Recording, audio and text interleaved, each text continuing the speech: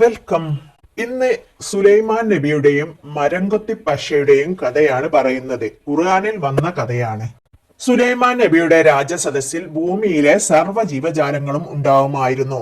മനുഷ്യർ, ജിന്നുകൾ, ഉറുമ്പുകൾ, പക്ഷികൾ.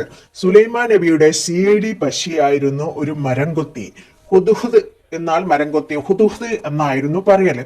ഈ ഹുദ്ഹുദ് ദിവസവും രാവിലെ ലോകം കറങ്ങാൻ പോകും. എന്നിട്ട് എല്ലാവിധ ന്യൂസും സുലൈമാൻ നബിയുടെ ചെവിയിൽ വന്ന് പറയും.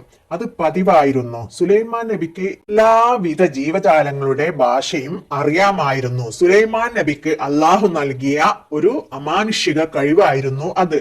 ഒരു ദിവസം CID പക്ഷിയായ ഹുദ്ഹുദിനെ കാണുന്നില്ല. സമയം എത്ര ആയിട്ടും ഹുദ്ഹുദ് വരുന്ന ലക്ഷണം കാണുന്നില്ല. അങ്ങനെ സുലൈമാൻ നബിക്ക് ദേഷ്യം വന്നു. ഈ പക്ഷി എവിടെ പോയി എന്ന് വിചാരിച്ചു. അങ്ങനെ അന്ന് കുറെ വൈകിയാണ് ആ ഹുദ്ഹുദ് എത്തിയത്. വന്നപാടെ സുലൈമാൻ നബി ആ പക്ഷിയോട് ദേഷ്യപ്പെട്ടു. എന്താണ് ഇത്ര നേരം വൈകിയത്, എന്താണ് കാരണമെന്ന് ചോദിച്ചു. അപ്പോൾ ആ പക്ഷി പറഞ്ഞു, എന്നെ നിങ്ങൾ അടിക്കില്ലെങ്കിൽ ഞാൻ നിങ്ങൾക്കൊരു വലിയൊരു രഹസ്യം പറഞ്ഞു തരാം. നിങ്ങൾ ഇതുവരെ അറിയാത്ത സംഭവമാണ്. അപ്പോൾ സുലൈമാൻ നബി പറഞ്ഞു, എന്നാൽ നീ അത് പറയൂ, ഞാൻ അടിക്കില്ല. അങ്ങനെ ആ ഹുദ്ഹുദ് സുലൈമാൻ നബിയോട് ഒരു കഥ പറയുകയാണ്. നബിയെ, ഈ ലോകം അടക്കി വാഴുന്ന ആളാണല്ലോ അങ്ങ്. എന്നിട്ടും സബഹ് എന്ന രാജ്യത്ത് ഒരു രാജ്ഞിയുണ്ട്. അതിസുന്ദരിയും ബുദ്ധിമതിയുമായ ആ രാജ്ഞിയുടെ കഥ നിങ്ങൾക്കറിയില്ലാലോ. എന്ത്, ഞാൻ അറിയാത്ത ഒരു രാജ്ഞിയോ? കഥ കേൾക്കാൻ സുലൈമാൻ നബിക്ക് ആകാംക്ഷയായി. ആ ഹുദ്ഹുദ് തുടർന്നു, ആ രാജ്ഞി അള്ളാഹുവിനെയല്ല ആരാധിക്കുന്നത്, ഏകദൈവ വിശ്വാസിയല്ല, സൂര്യനെയാണ് ആരാധിക്കുന്നത്. അവരുടെ പേരാണ് ബൽക്കീസ് രാജ്ഞി.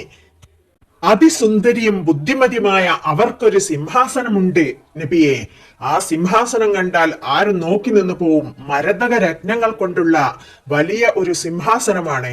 എന്ത്, ഞാൻ ലോകം അടക്കി ഭരിക്കുമ്പോൾ ഞാൻ അറിയാത്ത ഒരു നാട്ടിൽ ഒരു പെണ്ണ് ഭരിക്കുകയോ? സുലൈമാൻ നബി അപ്പോൾ തന്നെ ഒരു കത്തെഴുതി ഹുദ്ഹുദിനെ ഏൽപ്പിച്ചു. ആ കത്തിലുണ്ടായിരുന്നത് പരമകാരുണികനും കരുണാനിധിയുമായ അള്ളാഹുവിന്റെ നാമത്തിൽ അള്ളാഹുവിന്റെ പ്രവാചകനായ സുലൈമാൻ എഴുതുന്നത്, ബൽക്കീസെ, നീ സൂര്യനെ ആരാധിക്കുന്നത് നിർത്തിവെച്ചിട്ട് ഏക ദൈവമായ അള്ളാഹുവിനെ ആരാധിക്കണം. അതിനുശേഷം നീ ഇങ്ങോട്ട് വരണം. ഇല്ലെങ്കിൽ നിന്നെ ഞാൻ ആക്രമിച്ച് കീഴ്പ്പെടുത്തും. അതായിരുന്നു കത്തിന്റെ ഉള്ളടക്കം.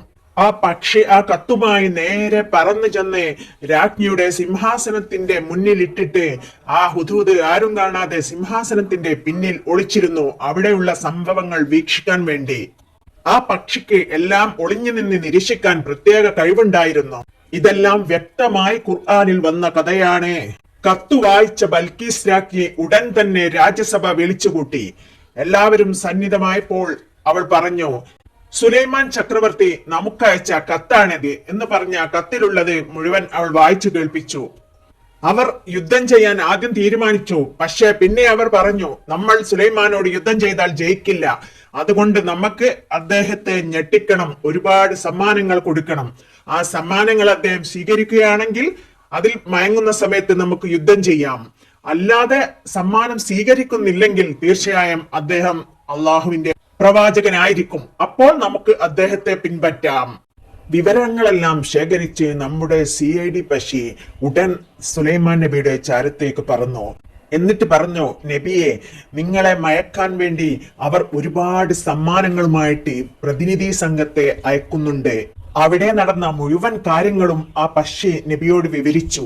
ഒട്ടകങ്ങളുടെ പുറത്ത് ഏറ്റാവുന്ന അത്ര രത്നങ്ങളും കല്ലുകളും എല്ലാം ഒരുപാട് അമൂല്യമായ സമ്മാനങ്ങളുമായിട്ട് അവർ യാത്ര പുറപ്പെട്ടു. ആ കൂട്ടത്തിൽ കരുത്തരായ സ്ത്രീ അടിമകളും പുരുഷ അടിമകളും ഒരേപോലെ വേഷം ധരിപ്പിച്ചു വിട്ടിരുന്നു. നബിക്ക് മനസ്സിലാകുന്നുണ്ടോ എന്നറിയാൻ കൂട്ടത്തിൽ പ്രായമായ ഒരാളുടെ കയ്യിൽ റാണി എഴുത്തും കൊടുത്തയച്ചിരുന്നു. അതിൽ ഇങ്ങനെയായിരുന്നു, ഭൂലോക ചക്രവർത്തി സുലൈമാന് ബൽക്കീസ് എഴുതുന്നത്, അങ്ങ് ഒരു ചക്രവർത്തിയാണെന്നത് എനിക്കറിയാം. പക്ഷെ അങ്ങ് ഒരു ദൈവത്തിന്റെ ദൂതനാണെന്നുള്ളതിൽ എനിക്ക് ഉറപ്പില്ല. ഞാൻ അയക്കുന്ന പ്രതിനിധി സംഘത്തിന് അത് ബോധ്യപ്പെടുത്തി കൊടുത്താൽ ഞാൻ അങ്ങയുടെ പാതയിലേക്ക് വരുന്നതാണ്. ജനപ്രതിനിധി സംഘത്തോട് ബൽക്കീസ് പറഞ്ഞു, നിങ്ങൾ അദ്ദേഹത്തിന്റെ കൊട്ടാരത്തിലെത്തിയാൽ പുരുഷന്മാരും സ്ത്രീകളും ഒരേപോലെ സംസാരിക്കണം. അദ്ദേഹം നിങ്ങളോട് മാന്യമായാണ് സംസാരിക്കുന്നതെങ്കിൽ നിങ്ങൾ അതിൽ കൂടുതൽ മാന്യതയോടെ അങ്ങോട്ടും പെരുമാറണം. നിങ്ങളോട് അഹങ്കാരത്തിലാണ് പെരുമാറുന്നതെങ്കിൽ നിങ്ങൾ അങ്ങോട്ടും അതേപോലെ പെരുമാറണം. കാരണം വിനയം പ്രവാചകന്മാരുടെയും ഗർവ് കപടനാട്യക്കാരുടെയും ലക്ഷണമാണ്.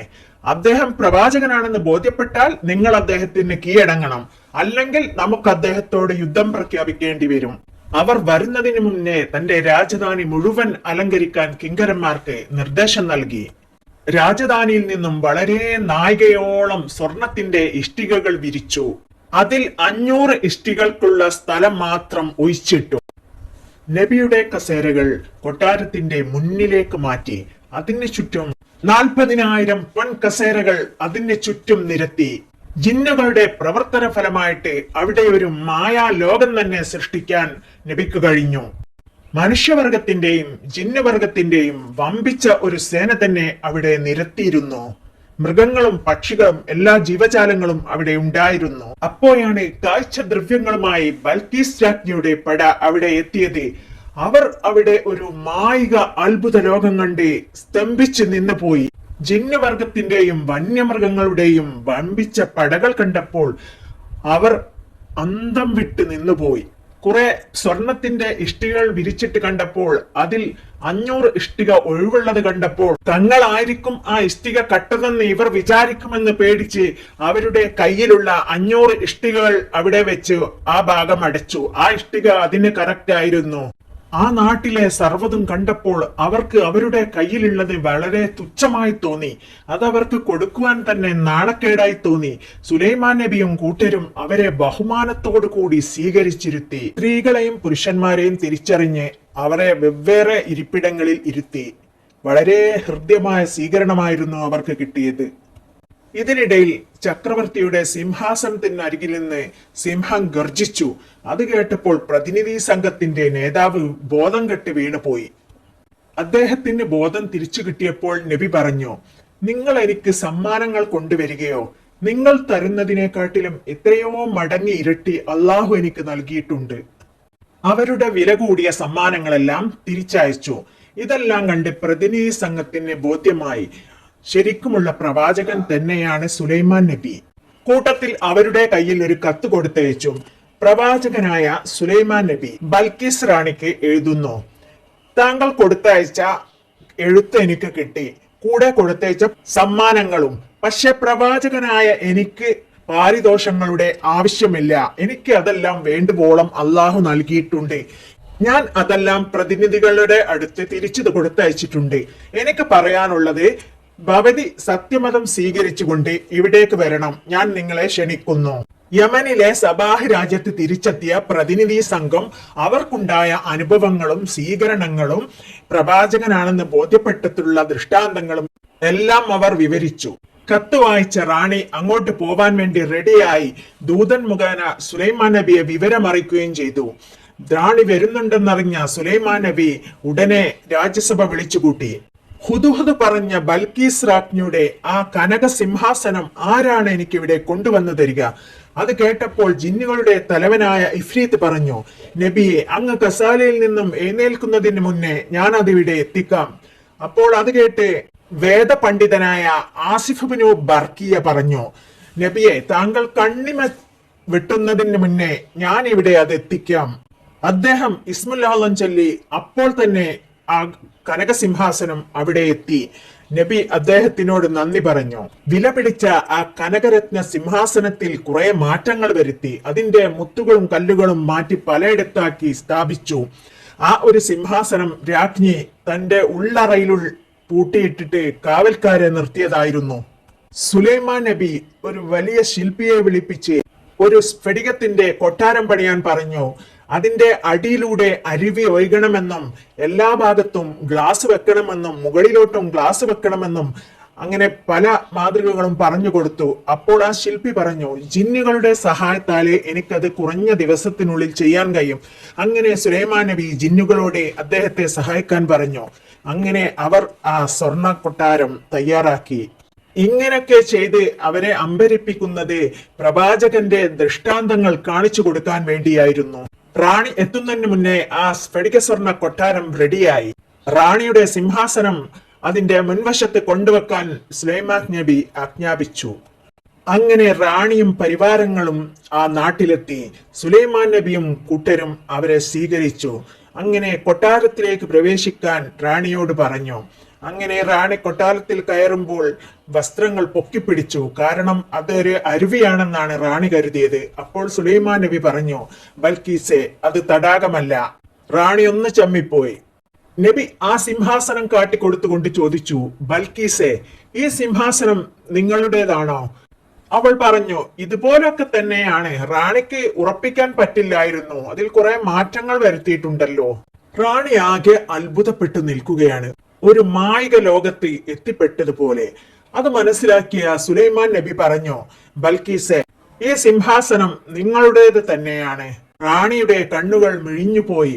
എത്രയോ ടൺ ഭാരമുള്ള, എത്രയോ നായിക ദൂരെയുള്ള, അതും കുറെ പാറാവുകാലെ കാവലിരുത്തി റൂമിൽ പൂട്ടിയിട്ട സിംഹാസനം ഞൊടികൊണ്ട് ഇവിടെ എത്തിയത്. അത് മനസ്സിലാക്കി സുലൈമാൻ നബി ആ സിംഹാസനം എങ്ങനെയാണ് അവിടെ എത്തിച്ചതെന്ന് പറഞ്ഞു കൊടുത്തു. അപ്പോൾ റാണിക്ക് ബോധ്യപ്പെട്ടു, തീർച്ചയായും ഒരു ചക്രവർത്തി മാത്രമല്ല അത്, ഒരു പ്രവാചകൻ കൂടിയാണെന്ന് അവർക്ക് ബോധ്യപ്പെട്ടു. റാണി അള്ളാഹുവിനെ വിശ്വസിച്ചുകൊണ്ട് സുലൈമാൻ നബിയുടെ പാത പിൻപറ്റി. റാണി പറഞ്ഞു, നാഥ, നീ എനിക്ക് പൊരുത്തപ്പെട്ടു തരണം, ഞാൻ പല അവിവേകവും കാണിച്ചിട്ടുണ്ട്.